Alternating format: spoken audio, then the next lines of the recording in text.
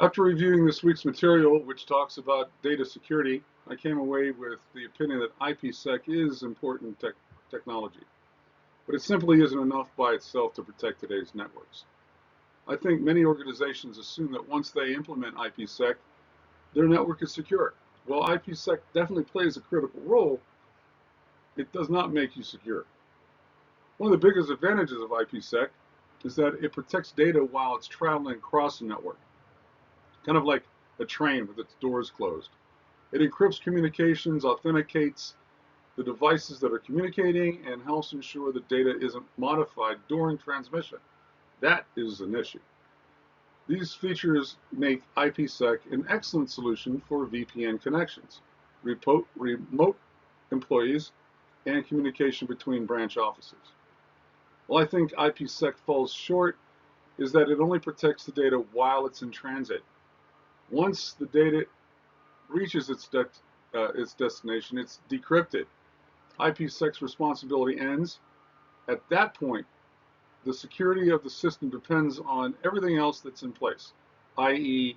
user permissions, file access, open network, secure individual user permissions, things like that. If the destination computer has weak passwords, outdated software, or poor access controls, i.e. anybody can just walk up and use the machine, operating systems, i.e. an attacker can still compromise the system. So while IPSec secures the communication channel, it does not secure the endpoint itself. Another thing that really stood out was that the discussion about penetrating testing. Penetration testing is designed to identify vulnerabilities that attackers can actually exploit. But that means that you already have admin access. So it's kind of like using blanks on the firing range. It's just not really a valid test. One statement that really caught my attention was that an attacker only needs one successful vulnerability, which means that we have to secure 100% of the time. They only have to get it once. Yeah, 24/7, 7/24. Even if IPSec is configured properly or perfectly, it can't stop someone from exploiting an unpatched web server, abusing a weak administrator password, or tricking an employee through a phishing scam. I also found it interesting because it emphasizes that security isn't something you can do once and forget about it. Like I said, 24/7, all the time, Monday through Sunday.